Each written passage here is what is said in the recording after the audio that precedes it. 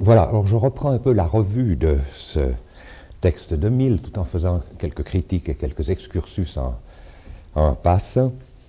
Je parlais la dernière fois donc de l'accusation à laquelle il essaye de répondre, de froideur et d'indifférence aux personnes qui étaient portées, cette accusation, contre l'utilitarisme. Nous avions vu cela dans la caricature, pourrait-on dire que Dickens formulait, enfin dessinait, si vous voulez, du personnage utilitariste. À cela, Mill répondait donc, je reprends la citation que j'avais prise la dernière fois, si en formulant cette objection, on veut simplement dire que beaucoup d'utilitaristes se préoccupent trop exclusivement de la moralité des actes, appréciés selon la règle utilitariste, et n'attachent pas une importance suffisante aux autres beaux traits de caractère qui tentent à rendre un être humain aimable ou admirable, l'objection est recevable. Mais alors, cette objection peut être faite, d'après Mill, contre n'importe quelle théorie morale, dans la mesure où cette théorie peut toujours être défendue par un personnage pédantesque, étroit, qui ne se soucie que de la règle, sans jamais voir les qualités humaines des personnes. C'est pas clair? Ah bon, bien. Alors Mill se désolidarise ici donc des rigoristes, si vous voulez, étroits d'esprit, de tout genre, ou des pédants impitoyables, tels qu'on en voit chez Dickens, qui ne comprennent rien à l'enfance, qui n'ont pas de sentiments esthétiques, etc. Et qui appliquent les choses par un esprit de géométrie tout à fait exclusif de la finesse, donc de n'importe quel comportement moral, bien entendu, n'est-ce pas? Et en ceci, bon, n'importe quel moraliste pourrait être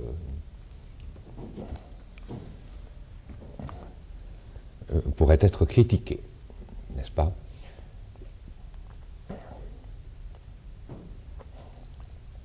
Mill répond encore, ou tente de répondre ensuite, à la critique importante qui dit que nous ne pouvons pas calculer les effets de notre conduite sur le bonheur général. Donc cette question de calcul qu'avait inventé Bentham. Donc Mill répond, l'avions vu dans un séminaire avec assez d'esprit, que c'est comme si on demandait à un chrétien de relire la Bible avant d'agir. Il admet donc que les conséquences des actions sont mesurées par l'expérience séculaire de l'humanité et que donc, si l'on n'admet pas que les hommes sont capables de reconnaître l'utilité des actions par rapport à leur caractère nuisible, on admet l'universelle stupidité de l'humanité, ce qui n'est pas le cas pour Mill. Il faut supposer que une certaine expérience assez longue de l'utilité et du dommage, ou du bonheur et du nuisible, s'est accumulée dans le courant des siècles, et que cela représente une morale commune, populaire, si vous voulez, d'une certaine manière, que chacun peut comprendre. J'imagine que Mill entend par là que n'importe qui sera révolté par un acte cruel ou quelque chose comme cela, n'est-ce pas? Ça ne va peut-être pas très loin, puisqu'il y a beaucoup d'actes que nous jugeons cruels et qui font partie de rites de certaines autres sociétés. Je pense par exemple justement aux coutumes de mutilation de la femme dans certaines civilisations africaines, qui sont simplement un rite de fécondité, ou une manière de faire en sorte que la femme soit plus purement femme parce qu'on lui enlève cette sorte de symbole de l'organe masculin qui se trouve être le clitoris, donc chez la femme. C'est un acte qu'on peut juger parfaitement cruel, n'est-ce pas, et qui pourtant a beaucoup de peine à disparaître, et puis on peut toujours dire que la moralité que nous appliquons est une moralité qu'on appelle de nos jours ethnocentrique, et que alors les autres ont bien le droit de faire comme ils veulent, et que nous ne représentons pas l'ensemble de l'humanité. Mill n'envisage pas apparemment cela, n'est-ce pas? il considère que, enfin, le sens commun devrait voir à travers l'évolution séculaire de l'humanité, devrait avoir au moins une idée de ce qui est utile, de ce qui conduit au bonheur et de ce qui est nuisible. Il dit cela, donc, à page 79, là. Personne ne prétend démontrer, en alléguant que les marins n'ont pas le temps de faire les calculs de l'almanach nautique, que l'art de la navigation n'est pas fondé sur la connaissance de l'astronomie. Étant des êtres raisonnables, les marins prennent la mer avec des calculs tout faits, et tous les êtres raisonnables s'embarquent sur la mer de la vie, instruits sur les questions courantes concernant ce qui est bien et ce qui est mal, aussi bien que sur les questions beaucoup plus difficiles concernant ce qui est sage et ce qui est insensé. Ce n'est pas, vous le voyez, une réponse vraiment suffisante, car l'expérience séculaire laisse planer toutes sortes de doutes sur ce genre de questions, précisément, n'est-ce pas? Il reste donc qu'un calcul des conséquences bonnes ou mauvaises de nos actions est extrêmement difficile. On peut prendre quelques problèmes modernes ici, n'est-ce pas, aussi. Si vous pensez par exemple au problème actuel de l'acharnement thérapeutique, ce qu'on appelle sous ce nom, ce qu'on nomme de cette façon aujourd'hui, on ne voit pas comment la théorie utilitariste, et encore moins la morale commune, permettent ici de décider s'il faut abréger les souffrances d'un mourant, en supprimant donc des souffrances et en augmentant le capital de bonheur, si vous voulez voir les choses sous forme de calcul, ou bien s'il faut respecter jusqu'au bout la vie, en soulignant le risque d'augmenter alors passablement les souffrances et les crimes si une euthanasie généralisée se pratique avec tous les excès qu'elle pourrait entraîner. N'est-ce pas? À ce moment-là, on risquerait évidemment de supprimer la vie et par conséquent les possibilités de bonheur passablement de personnes qui ne désireraient pas mourir, mais qu'on forcerait à mourir peut-être, comme les nazis l'avaient fait au début de leur régime, en commençant par liquider les personnes dans les asiles de vieillards ou dans les asiles d'aliénés. Alors ça, c'est un exemple où, mon Dieu, la morale commune ne nous dit rien, n'est-ce pas? D'autant plus que le problème s'est posé de manière aiguë seulement maintenant, étant donné qu'auparavant, les gens mouraient beaucoup plus naturellement, n'est-ce pas? Tandis que de nos jours, il faut préciser des critères de la mort. J'avais entendu une fois des exposés là-dessus. Il faut préciser pour savoir si quelqu'un est mort un certain nombre de critères pour décider de la mort clinique d'une personne, par exemple. Un autre problème concernant la souffrance et le plaisir, selon la perspective utilitariste, serait, par exemple, le problème de la vivisection, puisque la pensée de Mill devrait s'étendre à tous les êtres sentants, et ça s'étendrait aussi aux animaux, et ce serait un problème aussi de cruauté, de faire souffrir l'animal. Mais à ce moment-là, on se trouve de nouveau devant un problème que la morale commune ne résout pas, c'est-à-dire de savoir dans quelle mesure on a le droit de faire souffrir les animaux pour empêcher que l'homme lui-même ne souffre de certaines maladies qu'on espère guérir par ses expériences, pour lesquelles on espère trouver des remèdes par ses expériences. Tout cela est fort difficile à décider et, bon, il peut paraître tout à fait chimérique de vouloir calculer les conséquences heureuses ou malheureuses à long terme des décisions que nous prenons dans ce domaine. Il faut en prendre et nous en prenons, mais j'ai l'impression que nous essayons de les prendre aussi près que possible de notre conscience, probablement, n'est-ce pas, en ce qui concerne l'euthanasie, par exemple. Mais il n'est guère possible de dire que le critère utilitariste du plus grand bonheur de tout le monde nous est très utile dans ces problèmes-là. On peut même imaginer un état qu'on aurait atteint où il n'y aurait plus de souffrance, comme dans Brave New World de Huxley, par exemple, n'est-ce pas, où on a finalement atteint le bonheur pour tout le monde, où tout le monde est entièrement conditionné par la vie sociale depuis sa naissance, et où pourtant nous penserions, du moins maintenant, n'est-ce pas, que la vie humaine aurait perdu toute signification. Alors, la pensée utilitariste ne se pose pas la question de savoir si la souffrance est peut-être un élément essentiel de la vie humaine, n'est-ce pas? Ou en tout cas, Mill répondrait que non, probablement, n'est-ce pas?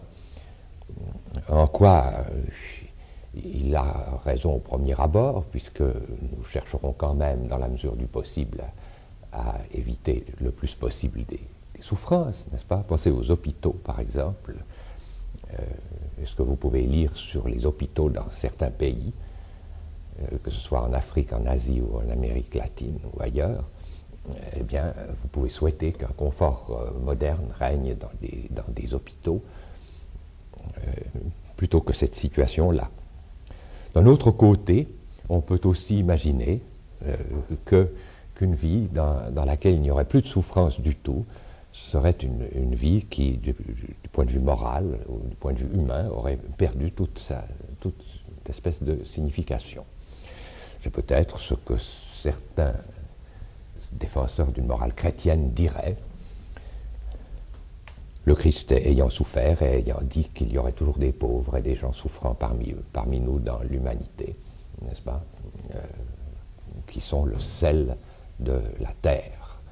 Alors, ça ne serait pas utilitariste, puisque selon Bentham et d'autres, vouloir la souffrance, c'est être partisan de la morale ascétique. Et cette morale est une morale de moine et d'obscurité médiévale, et qui doit être rationalisée. Par conséquent, nous ne devons pas chercher à maintenir la souffrance. En quoi il y a une grande part de vérité. Il n'y a pas lieu forcément de s'extasier sur la pensée de Nietzsche, dans laquelle on trouve très souvent une sorte de complaisance dans la grande souffrance comme étant très noble, n'est-ce pas? Ce qui est vrai, bien des égards, n'est-ce pas? Mais il y a tant de souffrances qu'il faudrait plutôt pouvoir supprimer, plutôt que de les considérer comme extrêmement nobles. Alors ça, il faut aussi le voir.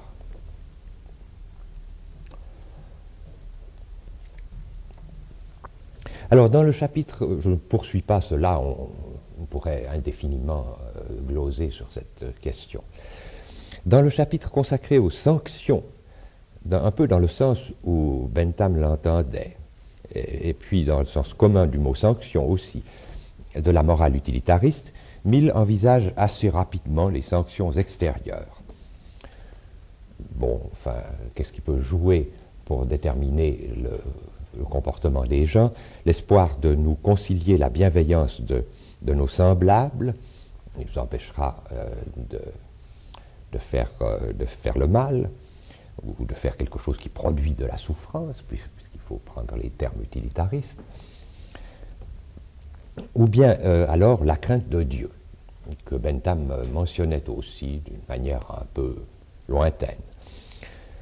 Mais il en vient très vite, Mill en vient très vite, sans parler tellement d'ailleurs du point de vue juridique, et il en reparlera en parlant de la justice après, aux sanctions qu'il appelle intérieures, c'est-à-dire aux sentiments, au feeling du devoir, constitutif, d'après lui, de la conscience morale.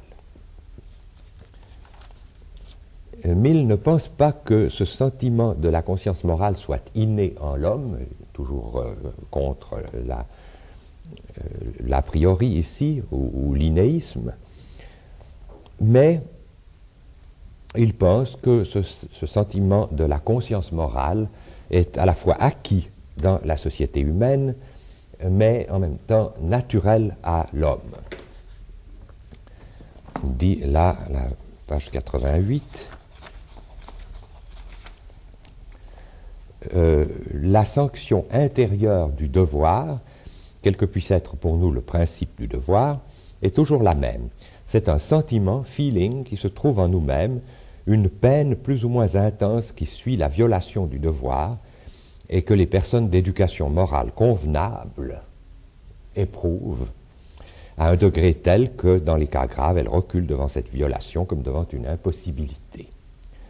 Ce sentiment, lorsqu'il est désintéressé, lorsqu'il est lié à l'idée pure du devoir, et non à l'une de ses formes particulières ou à quelques circonstances tout à fait accessoires, est l'essence de la conscience. Mill admettrait sans doute que ce sentiment naturel à l'homme peut très bien ne pas exister chez certains hommes. Et bon, enfin, j'imagine qu'il aurait dit à propos des tortionnaires ou d'autres gens de ce genre que ce sentiment du devoir ou du sentiment qu'il est mal de faire telle et telle chose disparaît ou est étouffé chez certains.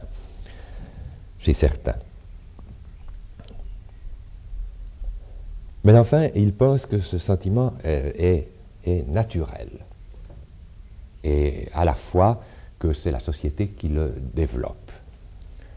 Il pense que ce sentiment du devoir est subjectif, et admet donc qu'il y a des gens qui en sont dépourvus, mais alors, dit-il, aucune autre forme de morale n'aura d'influence sur eux à ce moment-là, parce qu'on ne pourra pas leur faire voir ce que c'est, leur faire sentir plutôt ce que c'est que cette conscience morale. Mais il pense que ce sentiment moral naturel est renforcé par la reconnaissance de l'idéal utilitariste. Dit à la page 94 là, mais ce sentiment naturel puissant qui doit nous servir de base, il existe, et c'est lui, dès que le bonheur général est reconnu comme idéal moral, qui constitue la force de la morale utilitariste. Ce fondement solide, ce sont les sentiments sociaux de l'humanité. C'est le désir de vivre en bonne harmonie avec nos semblables. Là encore, oui.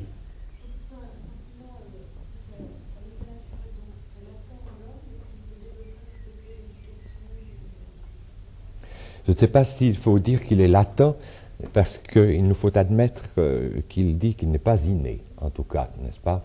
Alors dire latent serait peut-être admettre qu'il est inné, d'une certaine façon, n'est-ce pas? Il faudrait... Pardon?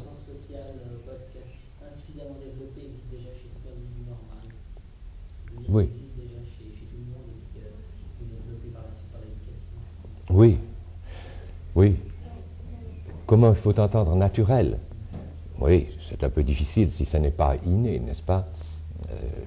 Mais on peut toujours dire, comme par exemple le fait Locke. Locke, par exemple, refuse des idées innées dans tout son premier livre de l'essai.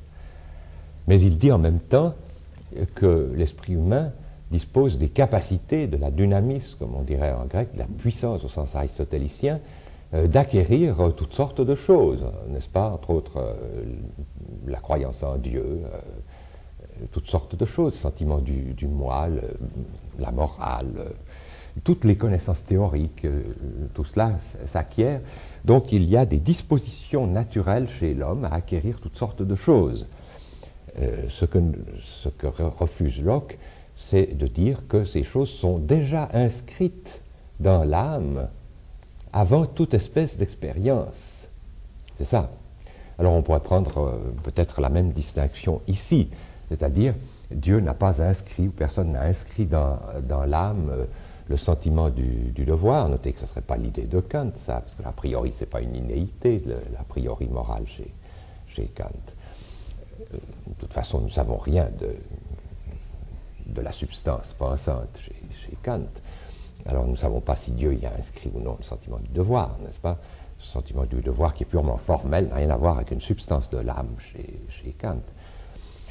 Mais enfin, en tout cas, nous admettrions que l'homme est prédisposé à tout à fait la disposition naturelle à ressentir ce sentiment de la conscience morale. Ce qui ne voudrait pas dire que ce sentiment est déjà inscrit chez tous les hommes. N'est-ce pas? Alors ensuite, Bon, l'expérience, et particulièrement la vie en société, développe ce sens. N'est-ce pas?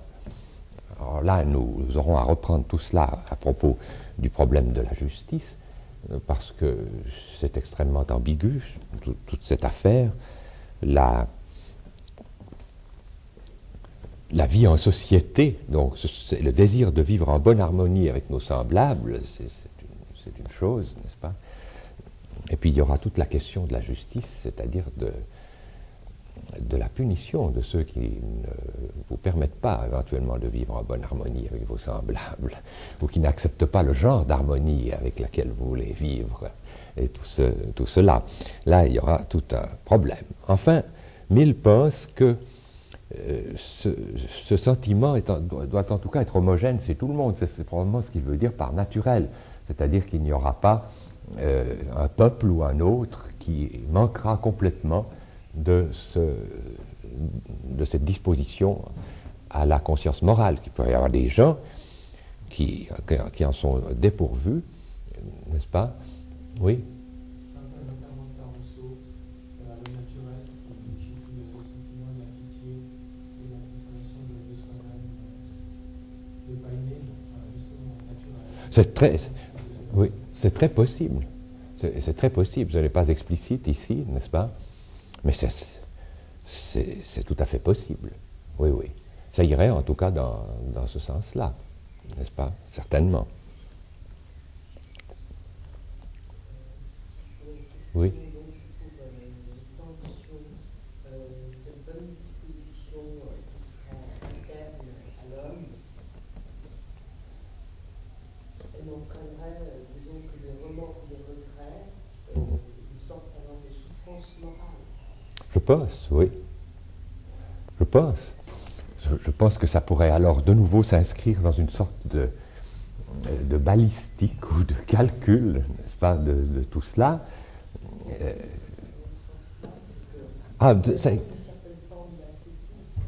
Non, non, non, ça je ne crois pas. Je ne pense pas. Je crois que ça s'inscrit quand même assez directement dans la ligne de Bentham, n'est-ce pas? C'est-à-dire que si on peut réveiller ce sentiment, le produire, alors on produira une disposition qui certainement alors est une disposition qui fait souffrir, n'est-ce pas, mais qui sera en vue du plus grand bonheur. Ah, eh bien oui, parce qu'il faut quand même voir, on verra ça avec M. Menou, avec le panopticon, n'est-ce pas, que les punitions qu'on va infliger aux prisonniers dans la prison sont des souffrances qui sont volontairement infligées, n'est-ce pas, et qui ont pour but, au fond, de produire précisément une transformation de l'esprit de ce criminel, qui sera une conversion morale, si vous voulez, mais en même temps l'idée calculée, en un certain sens, qu'il ferait bien de choisir une vie qui le conduise à autre chose qu'à cette souffrance, ou qu'à cette expiation, n'est-ce pas? Alors, il y a un peu les deux. On n'a pas ici l'idée du remords tel qu'il peut être chez Kant, je ne crois pas. Enfin, on a une idée qu'il y a en nous un sentiment que la société va développer, qui nous pousse justement à ne pas faire le mal, au fond, à reculer, puisque certaines personnes, comme il le dit, je ne sais plus où c'était,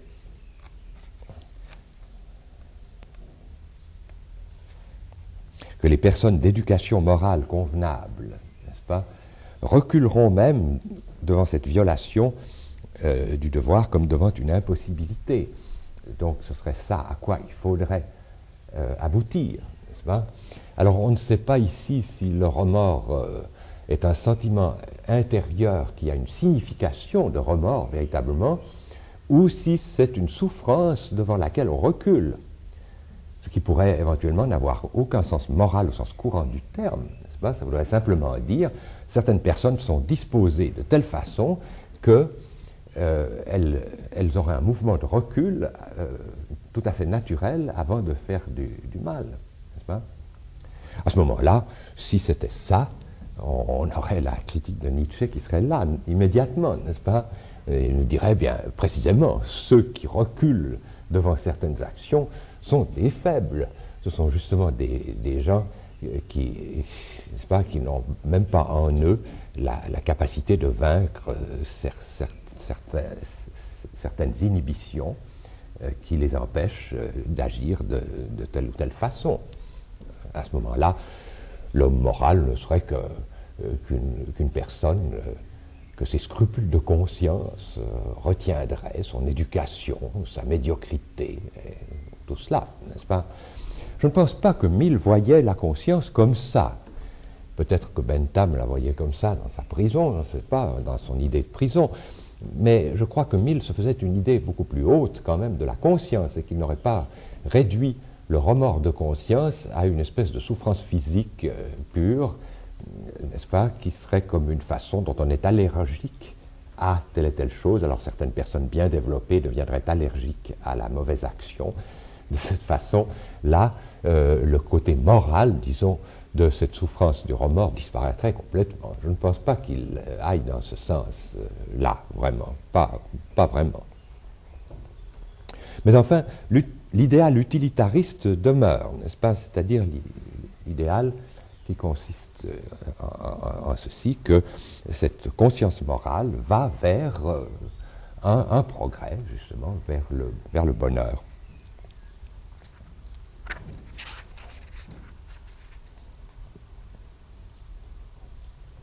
Donc les progrès de la civilisation, dit-il dans le titre du paragraphe suivant, tendent à renforcer et à élargir ce sentiment du devoir, n'est-ce pas?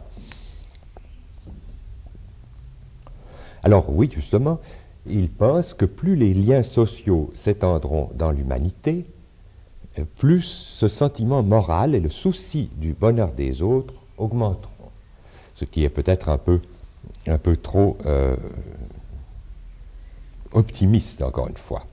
Non seulement, dit-il, à la page 95, tout renforcement des liens sociaux, tout développement normal de la société donne à chaque individu un intérêt personnel plus grand à tenir compte pratiquement du bien-être des autres, mais aussi l'individu sera amené à donner de plus en plus comme objet à ses sentiments soulignés le bien des autres, ou tout au moins à le prendre de plus en plus en considération dans la pratique.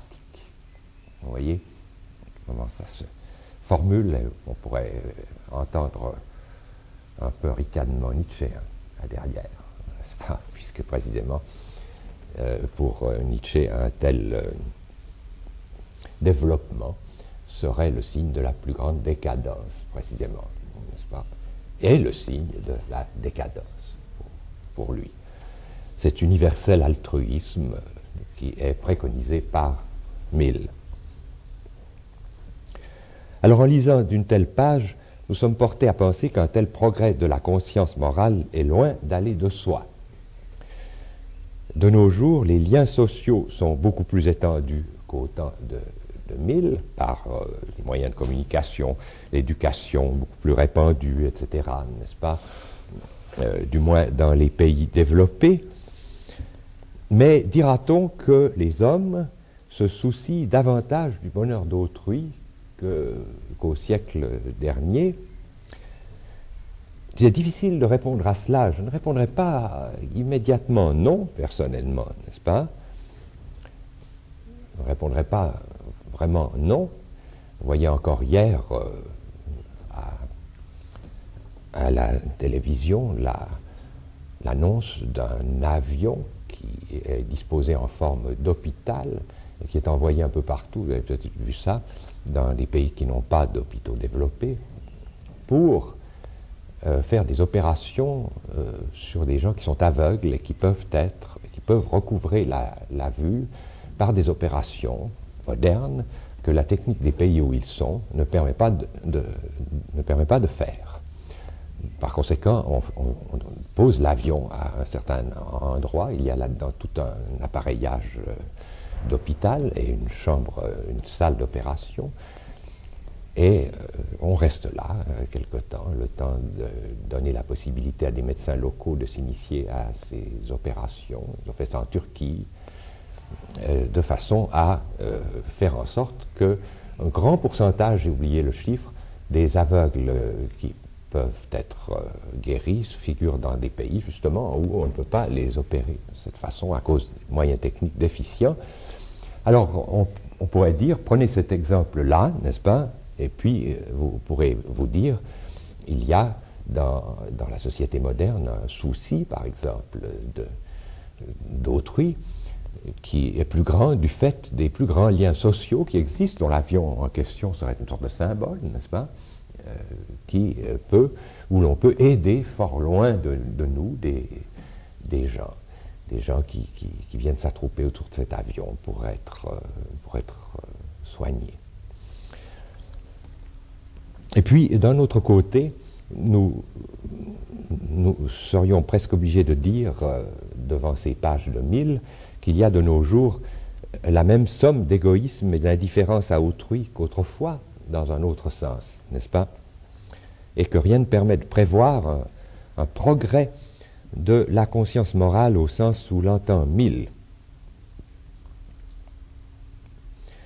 1000 semble d'ailleurs hésiter ici, et si on prend en compte son texte sur la liberté, qui est un autre texte que celui que nous lisons là, il semble hésiter entre des structures sociales qui imposeraient à la longue l'altruisme et le souci du bonheur d'autrui par l'éducation, etc., n'est-ce pas, et d'autre part la liberté individuelle. C'est toujours un peu un balancement chez lui qu'on retrouve toujours, parce que bien entendu, la société joue un grand rôle chez lui, mais il ne voudrait certainement pas que ce soit la société qui impose le progrès moral. Mill, qui a beaucoup admiré Auguste Comte, avec qui il a entretenu une correspondance pendant un certain nombre d'années, s'en est séparé pourtant en refusant les contraintes sociales prévues par Auguste Comte, au moins à la fin de sa vie, dans son dernier système de politique positive.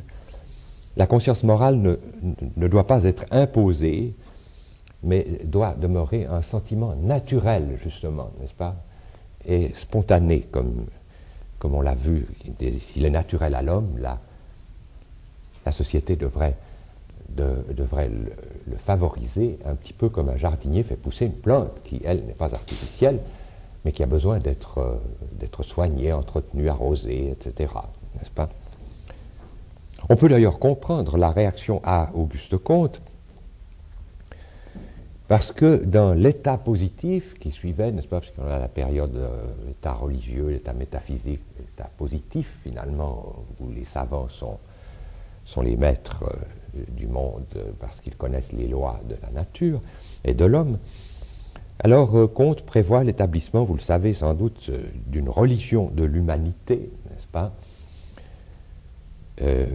d'une manière vraiment à la fin de sa vie assez totalitaire, où il existe un nouveau clergé, c'est-à-dire une élite industrielle qui annonce à la société les lois invariables de l'époque scientifique, donc une pure technocratie, pourrait-on dire, enfin, de nos jours. Enfin, je ne sais pas s'il faudrait employer le mot technocratie, parce que dans l'esprit de Comte, ces gens seraient un clergé qui annoncerait des vérités comparables à la vérité religieuse, tandis que quand on parle de technocratie, on parle simplement de pouvoir, n'est-ce pas, pas forcément de vérité. Tandis que là, dans l'esprit de Comte,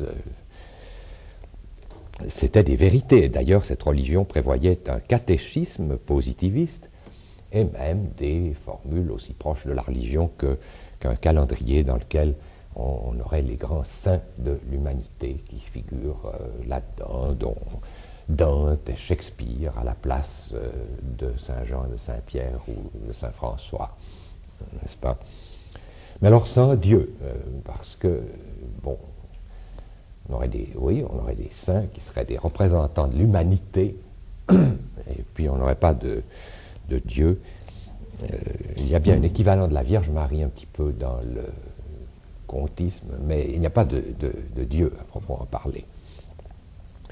Alors ces idées ne devraient pas vous empêcher de vous pencher une fois sur l'œuvre de Comte, parce que ce sont des idées extrêmes, surtout de la fin de sa vie, mais Auguste Comte est loin d'être un personnage ridicule, par ailleurs, bien entendu. Alors, ces vues sont évidemment contraires à l'esprit de Mill. Je ne pense pas là qu'il s'agisse d'opposer les Français aux Anglais, un peu bêtement, en disant que le bon sens anglais refusait ce genre de choses, n'est-ce pas? Sauf dans la mesure où, effectivement, l'athéisme français a toujours pris à ce point le contre-pied de la religion qu'il a souvent pris lui-même des caractères religieux, n'est-ce pas? Et Hume, qui était un athée alors de beaucoup plus forte carrure que les athées français, s'amusait un peu de l'athéisme français, justement par le caractère, à cause du caractère religieux qu'avait cet athéisme.